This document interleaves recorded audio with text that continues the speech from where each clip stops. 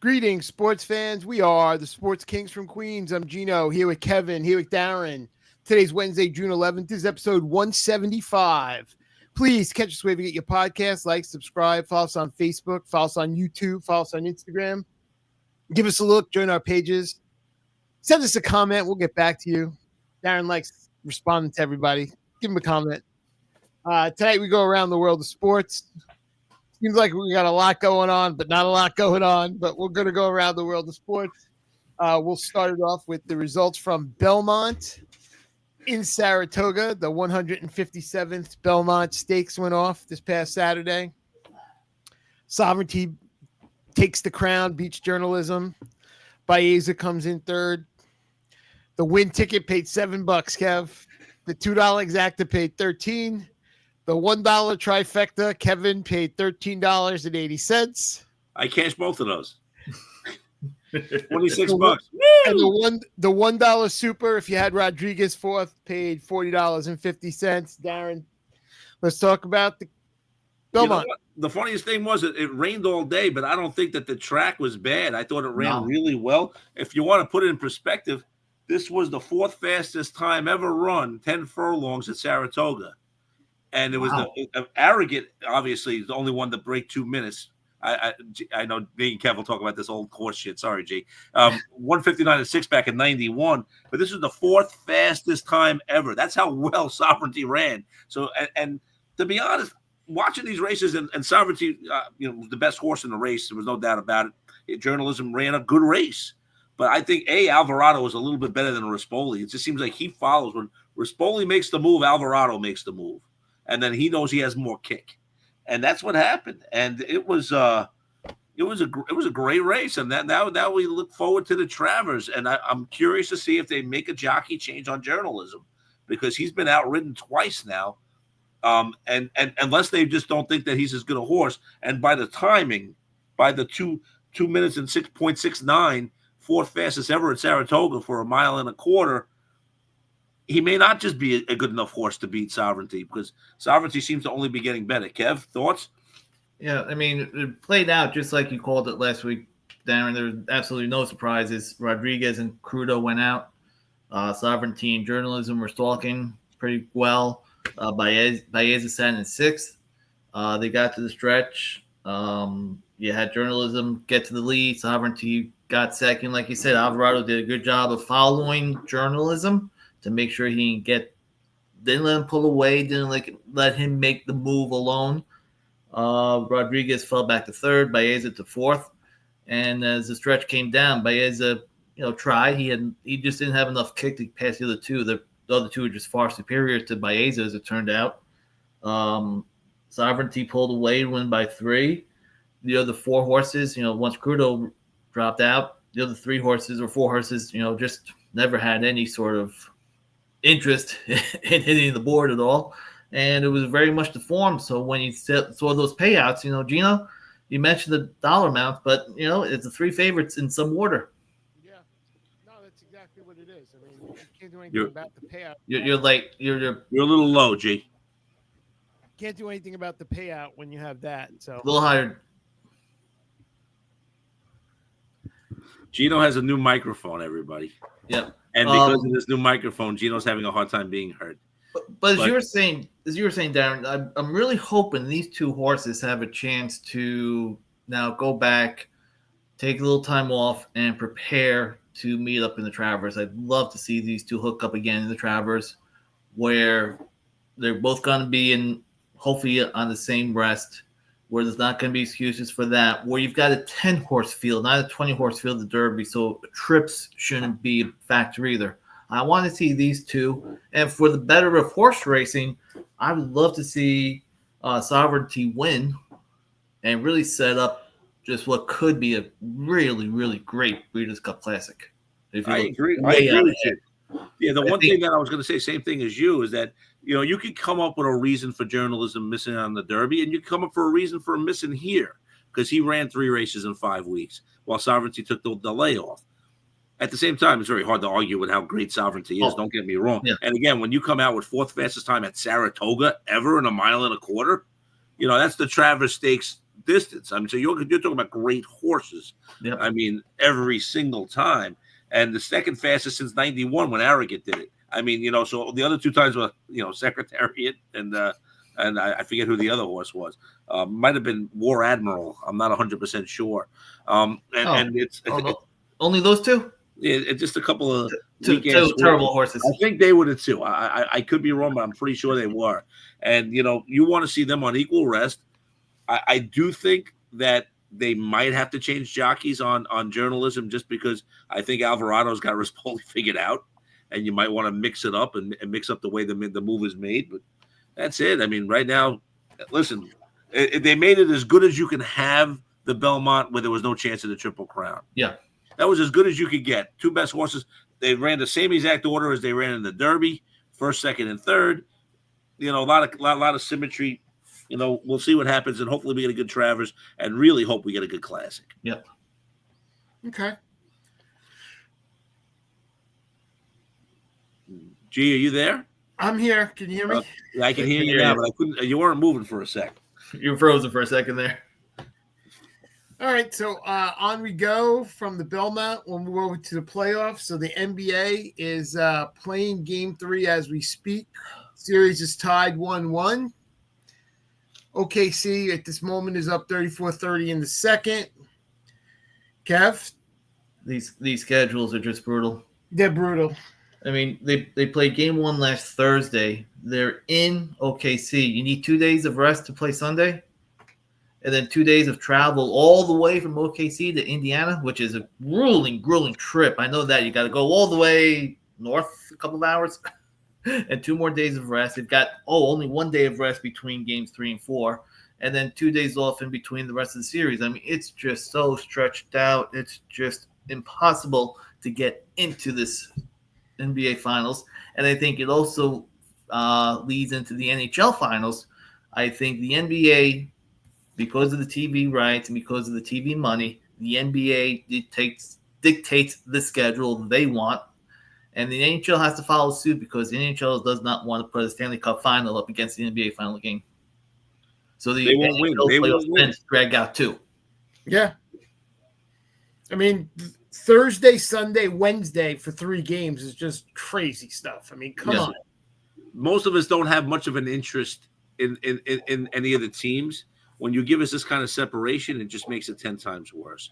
These are not – I mean, listen, OKC is the best team in the league. It's not like we're sitting there talking about a bad team. But, again, it's OKC, okay? So unless you follow them every day, unless you're 12 years old and you've decided that you're an SGA junkie, you don't really care about OKC.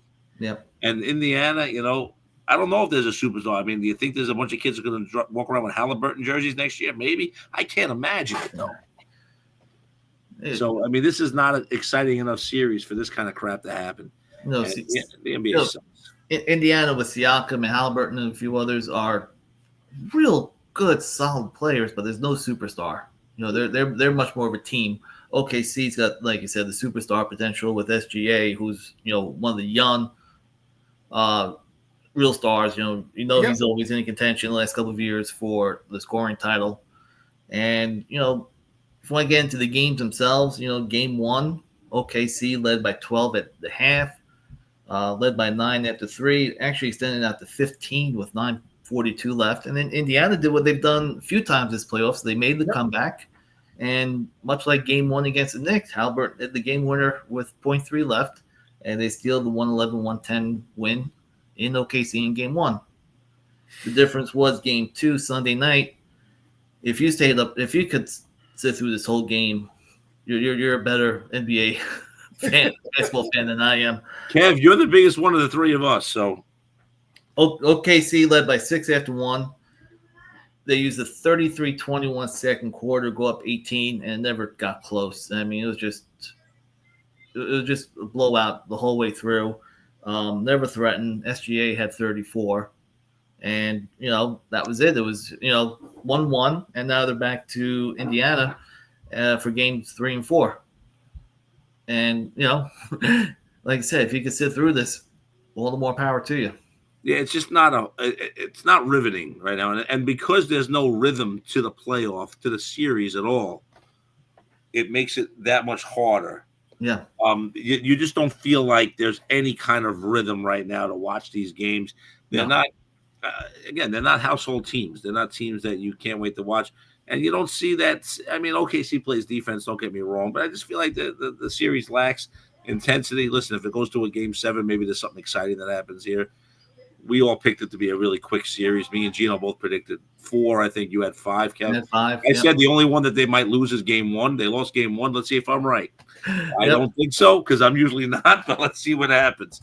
It's funny. We're not huge NBA fans, but even if you are a huge NBA fan, Thursday, Sunday, Wednesday is not a way to get into the series, even if you're a big fan. I mean, it's just not. There's no rhythm to try to get into this. Yeah. I mean, we think back, and we're all fans of the 90s NBA. Yep. We had the Knicks and, the Ewing and Starks and Pat Riley Knicks and Jeff Van Gundy and, the Jordan Bulls and all. Jordan didn't need 3 days between finals games. And they played 82 games then. All the players played the whole season. Yeah. We didn't take days off. No. I mean, with all the rest they get during the regular season, when 72 games is you played 72 games this year. Oh, wow. Wonderful. Congratulations. And then you got to take all this rest in the playoffs. Just so tough to watch. And then even you go back to the 80s, guys, where we all started really watching it, and listen, I love Bernard and all that stuff, but the Lakers and the Celtics, these were not 2 teams that played slow. They played every other day or every, and they all played 82 games and they ran. They pushed. The Lakers just pushed. And the Celtics, who didn't look like they were a team that was going to push, they just pushed too.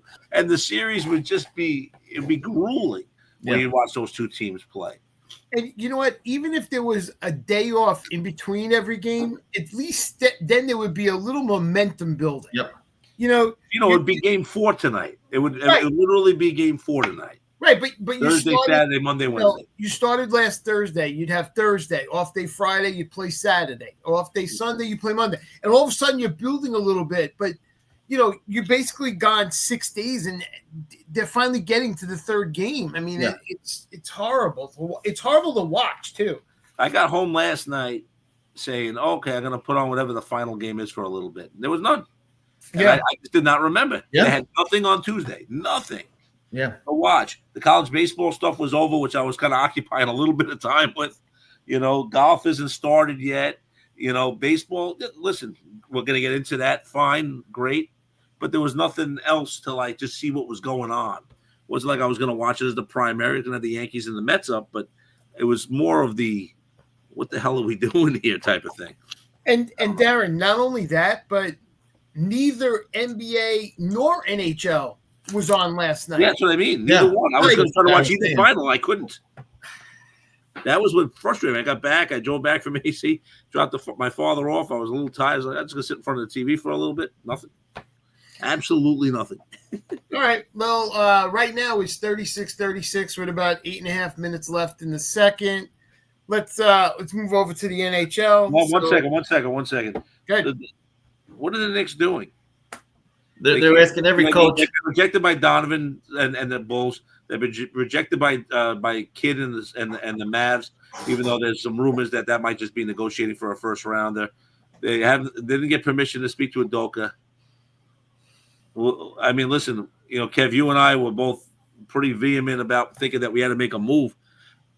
I don't know what they're doing right now. No. There should have been a plan in place. If you were going to make a move, you should have known what you were going after. I mean, unless they love Budenholzer or they love, Malone, I don't know what the hell this team is doing right now. Or Mike Brown. I mean, one of those 3. I don't know what they're doing. I mean, thoughts? Well, why are we going after coaches who are already in place? Especially teams that have been successful. You wouldn't. I mean, it just doesn't make any sense. Do you think they just jumped too fast? Right now, without a plan. They didn't have a plan. That's the thing. I didn't mind the move, but you thought they had somebody in line that they were going to put into the spot, and right now, it doesn't look like they're going to. The other guy you hear about is Spoelstra. Miami's not going to let him talk to the Knicks. You think Riley's going to let him come up here? Get out of here. Absolutely not. They get rejected all over the place, and they're going to have to take. Listen, I don't consider Michael Malone a real retread coach. I mean, I think he had a really good career and he's done good work. But Budenholzer not necessarily as successful. He had a couple of good years early on, but didn't do much with that Phoenix team. And by the way, I love seeing trade packages for Kevin Durant. Who the hell wants Kevin Durant? I don't even understand this. Not at this point. Nobody has a name. They're in a trade package. It's like, what are we doing in this sport? But I just think that the Knicks right now look foolish. They don't look like they have a plan. Like you said, Kevin, they don't have a plan.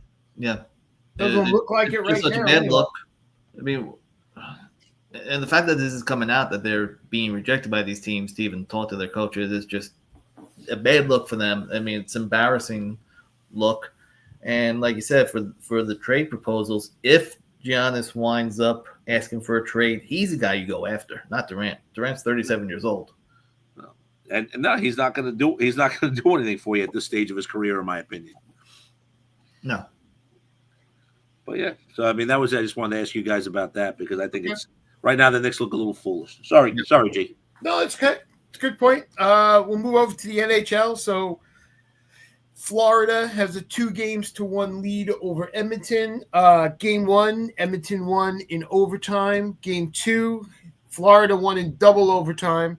And Game 3, which was Monday night, was got to be a little bit of a blowout. Darren, you want to talk to me about some of this? The one thing about the NHL that does a little bit better than the NBA is the chippiness.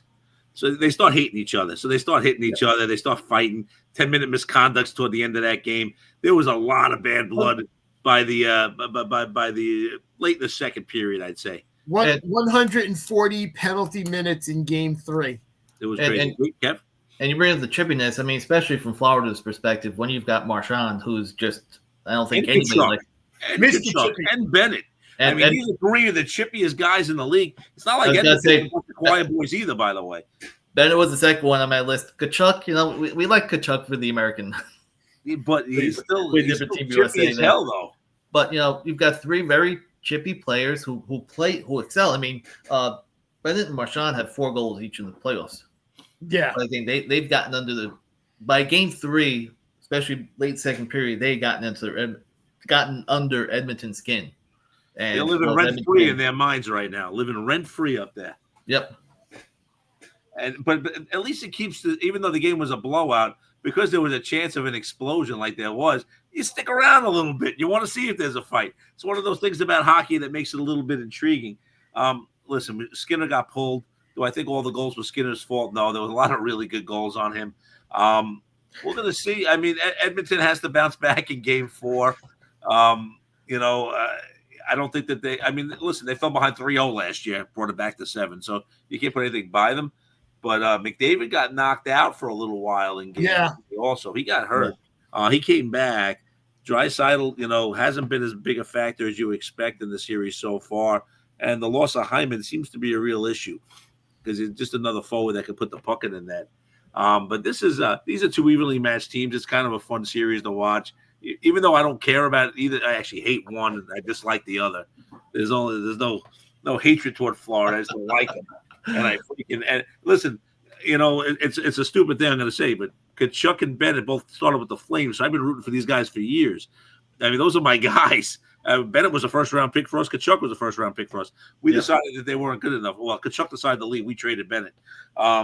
But it's just one of those type of things that drives you nuts that you have to watch them on another team. But, even though I don't enjoy it, much unlike the NBA, I can sit there and watch it because there is a certain level of excitement to the sport still, even though it's still way too drawn out as well, Kevin.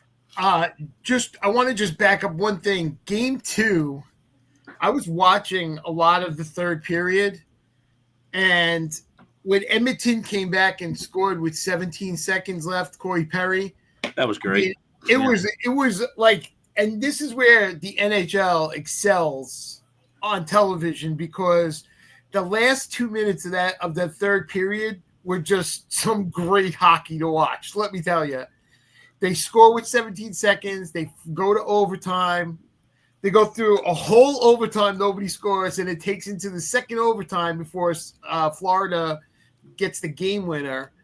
But I mean, it was just it's a great game. Hockey is the purest sport as for the timed games. As far as you've got 2 minutes left in the game, it's going to take you 2.5 minutes to play. You're not calling timeout every freaking 5 seconds. You get one. That's it. You get one one for the entire game, and it's a 30-second timeout. It's not like it's you got to sit there for 5 minutes and talk about a play, and then they said see what the defense sets up and call another time. No, hockey, 2.5 minutes to play 2 minutes. I mean, it's just nonstop. It's just if you don't get excited watching the last couple of minutes of a tight 1-goal or tie game in the playoffs, especially, you can't. You're not a sports fan. I'm sorry. And the one thing I'll add is that, Gino, you said it, like NHL has it on everybody watching that game. It's still the best sport live out of all of them. It's not even really close. Hockey has a superiority live to any other sport you watch. When you're in that building watching your team or any two teams play, it just has the emotion. The crowd is hanging on every single play because every single thing can mean something. And that's what makes it stand out. I know it doesn't have the popularity of the other 3 major sports, or maybe the other 4 if you're going to call soccer in there. But when you get into it and you watch 2 teams with this kind of talent, listen, I like the fisticuffs. I know some people don't. I get that. But outside of that, there's the pure skill of the game and the emotion and the pulling of the goalie. And the only thing that's going to slow down at all is a couple of icings, and they're dropping the puck within 15 seconds of that icing. Everybody skates back, everybody gets to their spot, and they're dropping the damn puck. It's not an 18-minute last 2 minutes of a game like the NFL or the NBA, and there's something cool about it. You're right, Kev. Yep. 2 other quick points in hockey before we move on. I want to ask you guys, you happy about Waugh staying on, signing Palmieri, all that stuff? Did you feel like it was the right move for the Islanders? Why? Yes, Palmieri. Yeah. No, we never really talked about it. The new GM. Yep. He was the assistant or VP of player development or whatever for Tampa Bay. So we know he comes from a good organization. Just let him have free reign here. He knows how to build a team. If you learn anything from the Tampa Bay organization, and we had to get. I love Lou. Lou was great. We mentioned that when it was announced his contract was not being renewed. He did a great job of turning around the Islanders and making them relevant again. But it was time for new blood. No, I agree with you. But re-signing Palmieri, yeah. They got him cheap, so it's not like they spent a lot of money on him. And it's going to be interesting to see what they do with that number 1 pick. No, absolutely. And then the Rangers in talks of trading Kreider to the Ducks. We'll see what happens there. He's a homegrown Ranger. I know that means nothing to you, Gino, but me and Kevin like the homegrown player. I'm never going to let you live it down, pal. Kreider's getting a little older, but he does give the Ducks maybe that one veteran that they need to get to the next level. Rangers were looking to move on, and this is what happens when you are the President's Cup champion one year, and the next year you don't even make the playoffs. Moves happen. Coaches get fired, and key players in the past are no longer there. But that's what I had for the NHL, boys. All right. Kev, you want to tell me about the French Open? Yeah, we actually had an American win on the women's side. Coco Gauff. Last week I mentioned that the qualifier, Boisson, Coco took care of her in the semifinals, and Sabalenka took care of Swiatek in the semis, sets up for the final. Gauff lost the first set in the tiebreak 6-7, but rallied to win 6-2, 6-4. First female American to win at Roland Garros since Serena in 2015. It's her second career Grand Slam. So great effort by Coco. Men's side, wow. Semifinals, you had Sinner beat Djokovic in straight sets. It was 6-4, 7-5, 7-6. So it was a real competitive match. I mean, the fact that Djokovic is, closing in on 40, and he can still push his young kids all the way to the semifinals is incredible. Alcaraz took out the Italian Musetti. Musetti had to retire in the 4th set with an injury. And that set up the finals. Those top 2 players, these 2 have won now the last 6 Grand Slams. They've got some rivalry set up here. Sinner took the first 2 sets 6-4, 7-6. Alcaraz came back and won the third set 6-4. Alcaraz was down on his serve 3-5, love 40 in the fourth set. Came back, staved off all 3 match points. Came back, won that fourth set 7-6 in the tiebreak, and then won the fifth set also in the tiebreak 7-6 to win in 5 hours and 29 minutes. Wow. It's the second longest ever Grand Slam final. Great job by Alcaraz. And like I said, these two have so far pulled away from everybody else in the field. We had for 20 years we had the big 3. Well, now we've got big 2. It looks like we got 2 more now, huh? We've got. It'll be interesting to see if anybody tries to join them, because right now these two look amazing. And listen, Alcaraz, 22, 21? He's a kid. Sinner's not much older than him. No. Was he a year older, I think? Yeah. Yeah. These guys are these are 2 very young players. No, it's listen. The Americans actually had four players in the round of 16. Yep. It's not bad. I mean, listen, they're getting better. We're getting stronger. You need one of them to break through, and unfortunately, to break through against Sinner or Alcaraz right now, looks like they need to have a bit of an off day, and you have to play really well. Yep. It's not impossible. It's just the way it is right now. Whether it be Paul or whether it be Tiafoe or whoever it may be, one of these guys can break through, and hopefully we can see that at the U.S. Open. It always makes it exciting when an American makes a run at the Open. Yep. Good stuff. And the women's side, Sabalenka being a bad loser. Stop it. Stop blaming the conditions. Shut up. Yeah. You lost. She beat you. You played on the same conditions. She won. I don't know what the crybaby stuff is. Stop. It's like nobody has grace anymore. What the hell? It drives me nuts.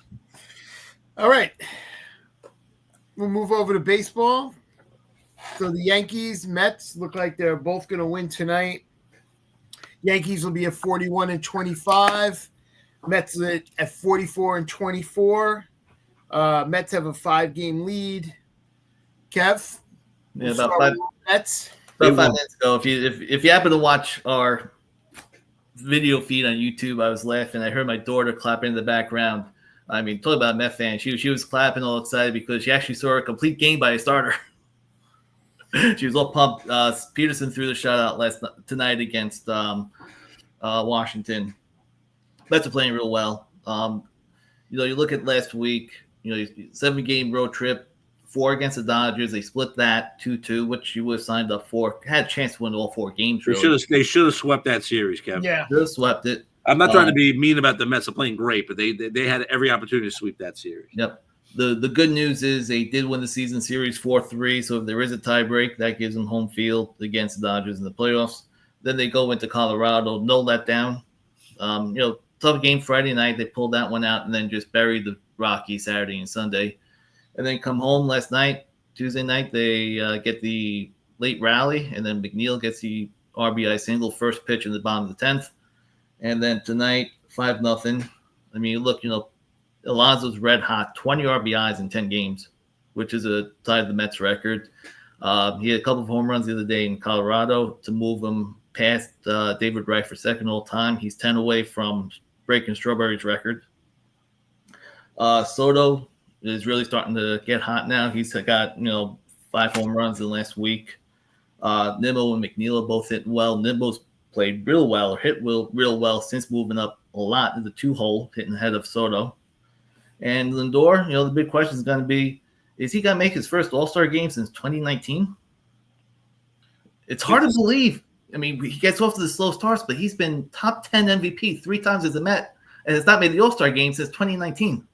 Understand, though, that position is been getting stuff, and Ellie De La Cruz is everybody's favorite guy, and all this other crap that comes up. But yeah, you're right. He should be an all-star. There's no doubt about it. Yeah, and then the pitching's still doing real well, and all is right now with Mets land. Yeah, Manaea coming back soon too. Only should make them stronger. And with the Phillies and the Braves both losing 8 out of 10, they've opened up a 5-game lead over the Phillies, pending what they do tonight. And the Nats have passed the Braves. Yeah. The Nats seem like the team to me that's going to make this a little bit of a rivalry with the Mets over the next couple of years. The Phillies, going to lose a couple of guys. Their pitching is still really good, but Harper's getting older. Real Muto's taking steps back. Trey Turner hasn't really been that good since he signed the contract. Castellanos is gone. There's a lot of what. Yeah, I mean, Bohm's just an average player. I'm sorry, I know that he gets RBIs, but you don't watch Bohm and say, "Wow," ever. Schwarber. Yeah, Schwarber probably gone at the end of the year too. They're saying. So it's like there's a lot of things going on with the Phillies. And listen, when you have pitching and they have Wheeler, they're going to be okay. I mean, not just Wheeler. I mean, but Sanchez is good. Suarez is good, and freaking Luzardo's probably been the signing of the year in that respect. That he's been lights out. If Nola ever gets his form back a little bit, And they have a couple of big time arms in the minors, but you never know how they're going to pitch at this level. But right now, the Mets look like they're primed to be the best team in the National League East for a while. Somebody feels pretty good about picking them to win the division. I don't know who that was. who did that? That would be me. I didn't think like this easy, but I know it's a long way to go. But when Soto's starting to hit, his OPS is already in the mid-8s now. You're starting to see him kind of climb up where he could finish where he usually does. His home runs are right on point where he normally is. It's just his average is still 250s, but he'll move that thing up. And even that's up. Yeah, he's coming. All right. And over in the AL, Yankees look like they'll be 41-25 after today. They'll have a 4-game lead. They're playing really well. They're disappointing weekend against Boston. Disappointing weekend. Just because Rodon kind of got rocked in the game 3, you just didn't expect that a little bit. But listen, the Fried Rodon combo has been outstanding. Clark Schmidt's throwing a gem tonight. The pitching's been real good. Judge is still the best player on the planet. He just seems like he can do whatever he wants when he wants to. Wells is starting to really hit. The whole lineup's starting to hit, which is kind of cool. I mean, listen, you don't see a ton of great averages outside of Goldschmidt, but you're starting to see Wells do a lot. You're starting to see Bellinger do some. You're starting to see Volpe get hits, even though, we discussed him a couple of weeks ago. The pen's been okay. We'll see how it goes going forward. Obviously, they miss Weaver, and Cruz got rocked the other day. Williams has been okay. But, you got to be somewhat excited as a Yankee fan of where this team is. I mean, they're going to be 16 over 500 if they hold on tonight, which is a good place to be. Stanton on his way back. Stanton on his way back, too. You're right. Ben Rice catching last night. Yeah. You fantasy lovers. Ben Rice, they like him behind the plate because they have to get his bat in the lineup when Stanton comes back. They're not going to take Wells out either that often, but every now and then when Wells gets a rest, you're going to see Ben Rice back there. It's a little bit different. It's going to be a little interesting what the Yanks are doing.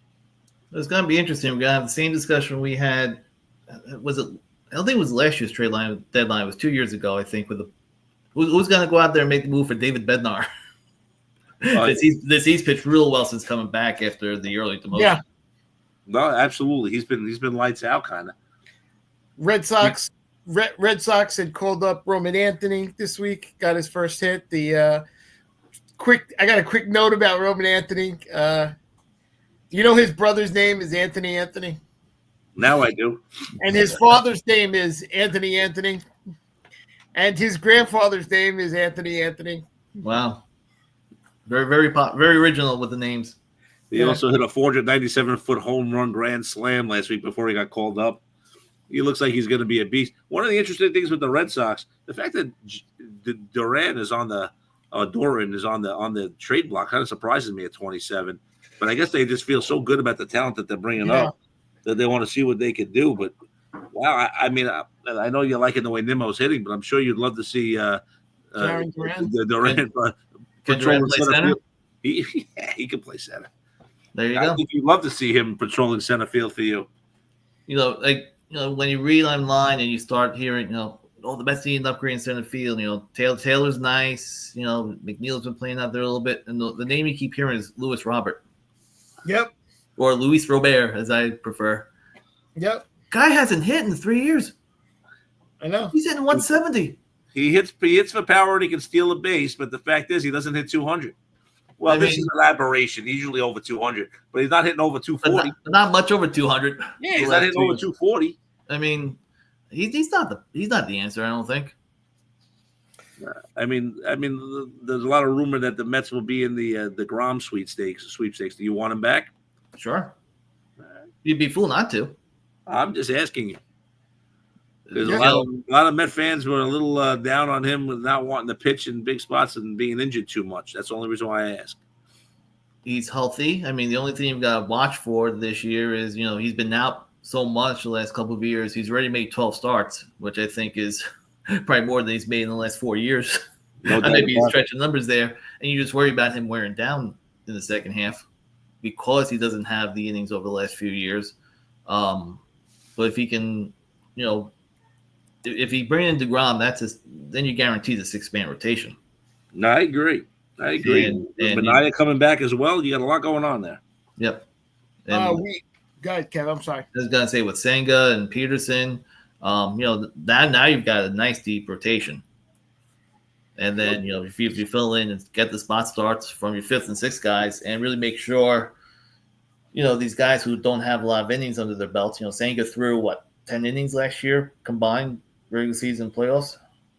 That's why make sure they're babying these guys a little bit. No, I get it. And they have enough depth right now. I mean, they don't have an ace. As good as Senga's looked so far, he's not an ace. But they have enough depth that they can go, wheel out 6 guys who can give you 5 or 6 innings. No and doubt. that's the way baseball is right now, unfortunately. That's the sport. Other notes around baseball. So Ohtani's throwing bullpen sessions already. I think the Dodgers may try to get him back at some point before the All-Star break, at least for an inning or two, to see what he's going to do. Should be interesting. I got a Judge thing. Any other points, baseball points? I got a couple, but if you go first, I just want to throw in a couple of quick things. So if you look at the advanced metrics called weighted runs created, okay. Yes. By the way, Judge just went yard. By the way, oh God. Just to put it in perspective, he just went yarding against the Royals. Number 25. The widely considered best offensive season ever was Bonds' 2002 season when he had a 244 weighted runs created. At this moment, before tonight, Judge is over 251. Okay. Wow. And that was the year Bonds hit 370 with 46 home runs, 110 RBIs, 582 on base. So it was pretty crazy. And 200 walks? And honestly, that's the only huge difference between him and Judge's season right now is Judge doesn't have all those walks. And you just wonder. Still lead the league in walks at the end of the year, but it won't be anywhere near Bonds. Correct. And that's really where it is. I mean, Judge right now is hitting 394. 25 home runs. I don't know. I don't even know how to put it into context anymore. Listen, if you told me he had 25 home runs at this point, I probably wouldn't bat an eye. But the fact that he's hitting 394 is just insane right now. Off that home run, he's up to 395, according to the last stat I saw. Oh, my God. It's kind of crazy. Darren, what else you got? Well, I just want to touch on the Athletics for a second. I saw the greatest catch I've ever seen in my life by Denzel Clark. And listen, Edmonds' dead dive catch like 20-something years ago as a Diamondback was amazing. We all saw the visuals of Willie Mays' catch in the 54 World Series against Vic Wertz. We've all seen Junior make plays, Torrey Hunter make plays, Andy Van Slyke make plays. We've seen so many amazing catches. Oh yeah, absolute Bo. Bo might be the closest to this one. I mean, one of the ones I always remember, and it wasn't as exciting, but This Week in Baseball always showed the one with Fred Lynn and Brian Downing going across each other. Not nearly as good, but that was fun because of the music with it. But this was the greatest catch I think I ever saw. This was unbelievable. It was incredible. That's what I thought too. His timing was ridiculous. And Junior did so many amazing things. But Denzel Clark, who's hitting 200, has only played in like 20-something games. And the simple fact of the matter is he's made about 3 or 4 of these catches already, not to that level. But he's patrolling center field better than anyone I've seen in such a short amount of time. It's really fun to watch. I mean, the other thing – I'm sorry, Jake, go ahead. Well, climb the wall. got the glove, I don't know, a foot over the fence and pulls it back in. It was unbelievable. It was about as good a catch as the best catch I've ever seen. I don't even know what else to say.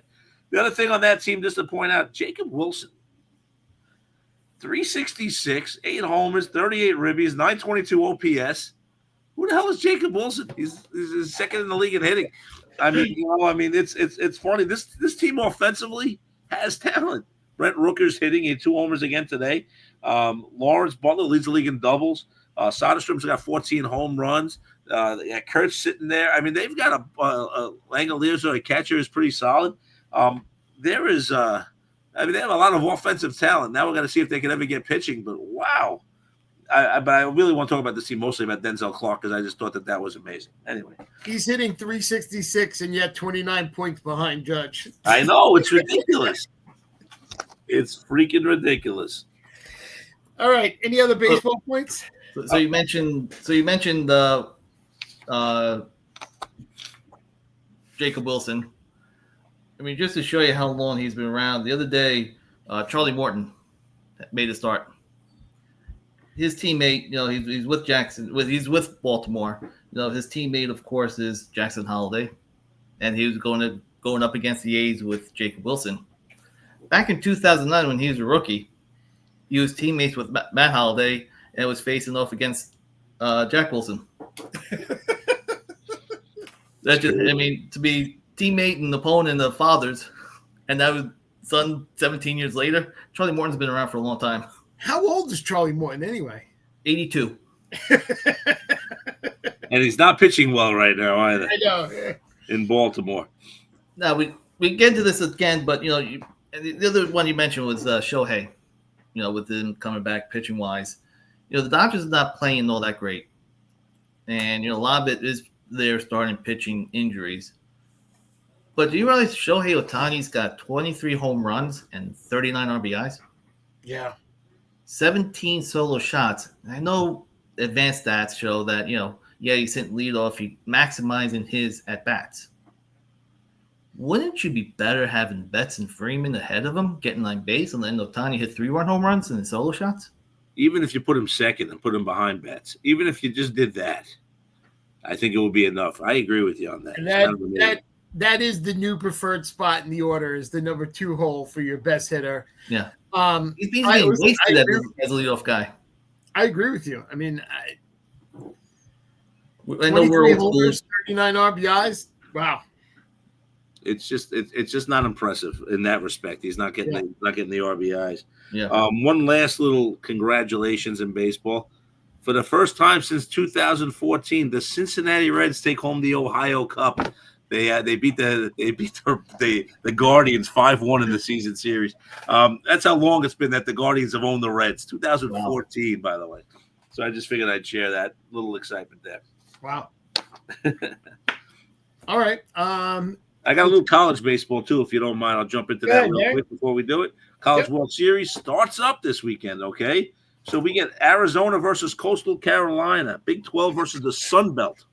We got Louisville versus Oregon State, the ACC versus the West Coast, Murray State versus UCLA, the OVC versus the Big 10, and the LSU versus Arkansas. The 2 SEC teams will do battle in the first round.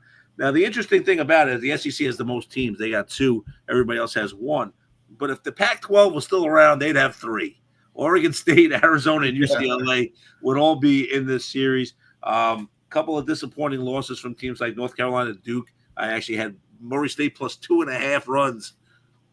I was very proud of myself. Go Racers. Oh, absolutely. Rooting for the Racers hard in the sportsbook with nobody else caring about this game except me watching it. Watching Duke Murray State. Come on, Murray State. Arkansas, Tennessee with their bad blood. A lot of interesting things. College players have been really good. Hopefully we get a really good World Series. Right now, the hottest team to me looks to me like Oregon State. They're just pummeling teams right now. Be interesting to see how the World Series shakes out. Okay. I have an NFL point, and it deals with Aaron Rodgers. Okay, let's do it. Signed a 1-year, $13.5 million contract with the Pittsburgh Steelers. He's also got another bonus in there, which would allow him to earn up to $19 million for the season. But Kev, how does it feel to have traded quarterbacks with the Pittsburgh Steelers? Aaron Rodgers for Justin Fields. Let's do it. Whatever. I'd rather. Maybe this is looking through the Jets green-colored glasses instead of rose-tinted, but I'd rather have Fields this year. He's 26. Let's see, with Aaron Glenn, with the new offensive coordinator, maybe they can design something. Maybe they can design an offense that Justin Fields is comfortable in. Maybe he can do something. He's 26. You know what Rodgers is? He's 41. Yep. He's got 1 year left in the league.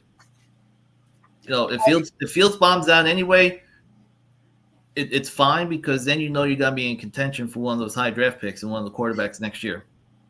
Obviously not a trade. I jest, of course. But I know you're joking. The NFL loved it because they already had Pittsburgh and the Jets for week 1. Yeah. They would have made a prime time if they knew Rodgers was definite. Yep. Thank God. Put me back to 1 o'clock where I know where my team is. Nobody cares about us. I'm much happier. Sunday at 1. By 4:15, I'm miserable, but then I can watch the 8 o'clock game with a clean head, and I'm fine. Yep. Dan, what do you think? I mean, any difference of opinion, or? Listen, the only thing I did want to keep Rodgers when the season was over. I thought he gave us the best chance to win. I thought that everybody expected a little too much right off an Achilles, so he had a rough first few games, but he played better down the stretch. Fact of the matter is, I'm all in on this Aaron Glenn Moogie kind of thing. We'll see if Aaron Glenn's got the chops to be a head coach. We'll find out. But right now, this team's going to be running the ball, and we'll see what we can do. More interestingly enough, Aaron Rodgers also got married apparently during the couple of months, or whatever that means. But I'm fine with where we are. Is the final point though I'll make. All right. Did he get married on one of his ayahuasca highs? Whatever works for him. All right. Anything else before we move on to golf? One last thing. So a judge okayed a $2.8 billion settlement, paving the way for colleges to pay their athletes. Okay, so now they think it's going to clean this up. I think it's just going to be more red tape and more confusion. I don't quite understand exactly. I mean, I understand what they're doing now that the NCAA is no longer involved in the whole process of the payment, but this the college sports as we know it is over, guys. It's been over for a couple of years, and it's only going to get worse and harder. This is professional sports at a college level, and that's where we are right now. And it's going to be. I mean, Alabama doesn't have the boosters. They're begging people to give them money. Alabama, because they can't compete with other SEC squads right now. Yeah, it's kind of crazy right now. I don't love it, but this is where we are. So. As we learn more about the settlement and what's going to happen and how things are going to break out, we'll try to explain them the best we can. But just know it's July 1st, I believe. The colleges have to start paying the players, so we'll see how it all shakes out. Okay. And then we move to golf. It's U.S. Open week. It's the 125th U.S. Open. First time in 9 years, they are back at Oakmont Country Club in Oakmont, Pennsylvania. It's the course that puts everybody at their knees, apparently.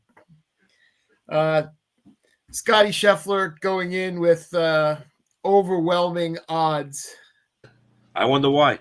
Yeah. Why don't you give me a rundown? Yeah, like you said, I mean, Oakmont has always been a bear to play. 9 previous U.S. Opens, 23 players have broken par in 9 U.S. Opens. I love it.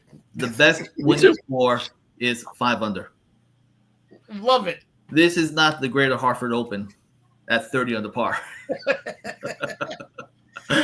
And this week, when you read about it, long rough. I mean, we've had so much rain. 5 inches plus, Kev. 5 inches plus. I mean, anybody who lives up here in the Northeast knows that we've had so much rain this spring. The rough is just growing like weeds. And yet the greens are what? You've seen on practice, 14, 15 on the tip meter. Yeah, I mean, it's like putting on glass, guys. Trying to get that putt to stop on glass. The U.S. Open, the USGA has to be extremely careful not to make this a mockery. There's a line that they can't cross.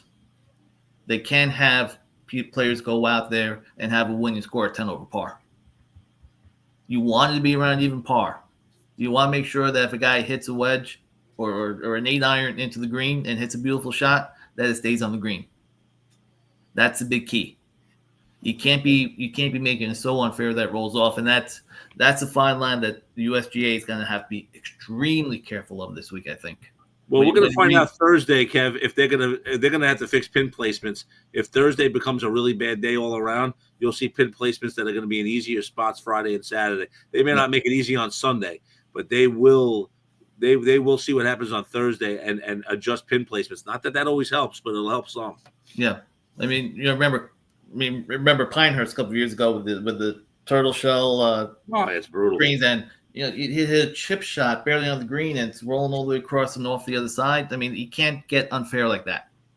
I agree with you. You want to make it a test, and with the 5 inches plus of rough, you're not going to be able to bomb drives and hack it out and get anywhere near the green. There's got to be a lot of these professionals are struggling like crazy, just moving the ball out of the rough. It's like watching us play. I'm not trying to be funny with that. It's brutal. I mean, supposedly, they asked Rory. He played a practice round Monday, and they were asking him, "What'd you shoot?" Probably an 81. And he didn't think he played all that badly. I mean, like you said, you've got to be. You want to see par, 1 over, 2 over, win this tournament. You don't want 10 over. Yeah, they've always made Oakmont brutal. Yep. That being said, it's Scheffler's to lose. If he's driving like he is the last couple of weeks, greens, fairways and greens are going to be so important. And he's won 3 of the last 4. The last couple of wins, the Memorial, he was driving the ball beautifully, keeping it in the fairway so well. There's no reason for him not to win this tournament except it's a U.S. Open. You look at the other guys you normally would think of. Rory, he struggled big time since the Masters. The PGA, his driver that he used to win the Masters was found non-conforming, and ever since he's been searching for a driver that works. Last week at the Canadian Open, it didn't work. He was the plus 8 over par 78 in the second round, missed the cut. He's all sorts of, questionable right now with the driver. And if he's not driving the ball straight, he's not going to be able to get out. DeChambeau is a defending champion. He's known bomb it and then gouge it out. Last year in winning the U.S. Open, he hit 57% of the fairways. If he's at 57% this week, he's not going to win. He won't even make the cut. Yeah. So, you've got to hit it long and straight. And right now, the guy you got to pick to do it is going to be Scheffler. Quick quote for you from Jack Nicklaus, okay? And it's a famous quote about the U.S. Open. A difficult golf course eliminates a lot of players. The U.S. Open flag eliminates a lot of players. Some players just weren't meant to win a U.S. Open, and quite often, a lot of them know it. I mean, it just talks about what the U.S. Open does to you, and that was Jack back in the – listen, like you said, Kev, this is a bear of a course. Guy like Morikawa, who gets the ball into the fairways a lot. A guy like Sepp Straka, who hits the ball in the fairway a lot. Yeah. A guy like Corey Connors hits the ball in the fairway a lot. Sleeper, a guy like a Russell Henley, who hits the ball in the fairway a lot. Fleetwood, Sung Jae Im, Sam Burns. These are the kind of guys that you have to look for to compete with, or at least make it a battle for Scheffler. Because Scheffler has that one day every round where he is all over the place and saving himself. Will he be able to do that? He usually finds his way to save himself from everything. If he does that on Thursday or Friday, he can put himself in real danger. Yep. Because this is a kind of course where you can't save yourself. And you look at like a Justin Thomas, a guy that putts really well, leads the tour in putting this year. If he can get on there, it averages less than 2 putts at 1.66. So you need guys like that to compete. Again, the guys I look for that have a shot at being close, Morikawa would be the biggest name that I would put out there. I think Russell Henley's the guy. Yeah, I have Russell Henley and Corey Connors as guys that I'm going to put a little bit of money on for top tens, though. Yeah, I like Straka. I like your Straka pick. And I like Straka. Yeah, I think he is very accurate off the tee. That's all you need is a guy that you got to be accurate. But Straka's not long.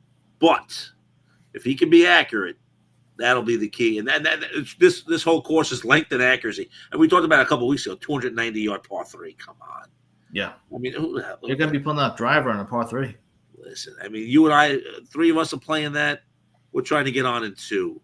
I mean, we have no shot. Not even shot with a miracle with our freaking driver to get there.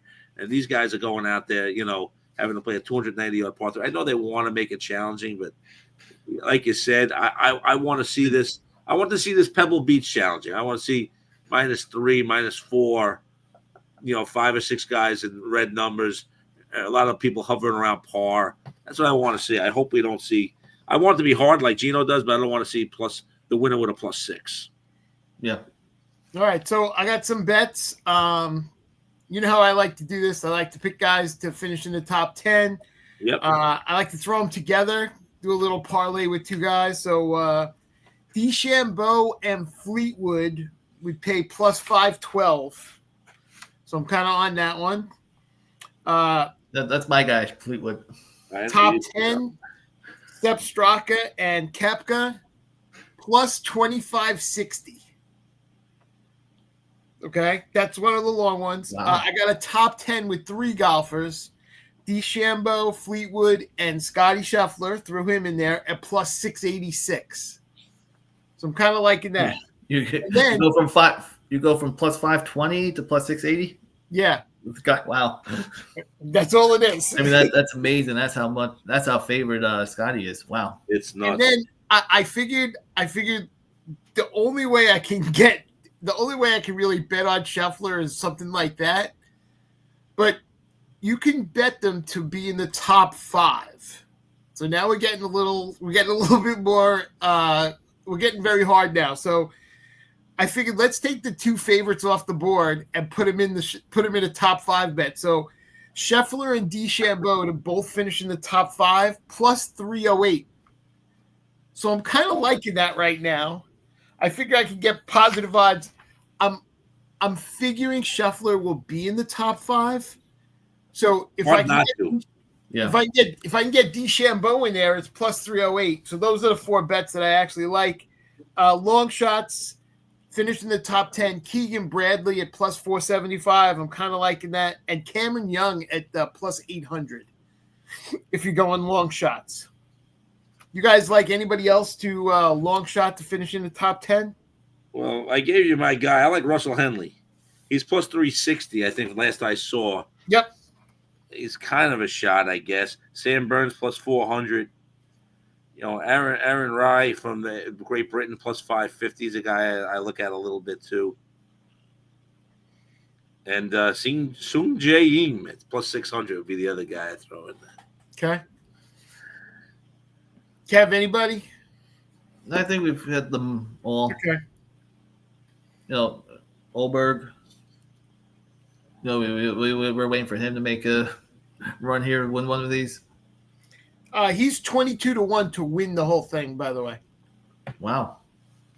I mean, that's how dominant Scheffler is, I'm assuming.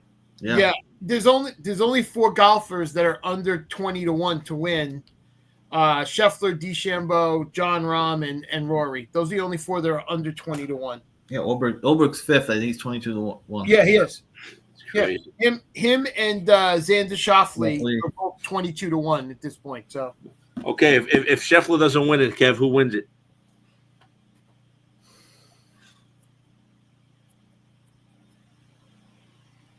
Shane Lowry. Okay, Gino, Scheffler doesn't win it, who wins it? John Rahm. Okay, I'm going with Morikawa.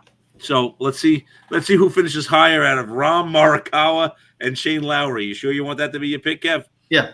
All right. Are we getting to the point with Scheffler that we're going to see bets the way we used to see with Tiger, which was odds to win, Tiger or the field? I think we could. I mean, listen, he's got to do a little bit longer and prove it a little bit longer. I mean, but we're getting there though. He's the best player in the world, guys. We're really getting close to that, I think.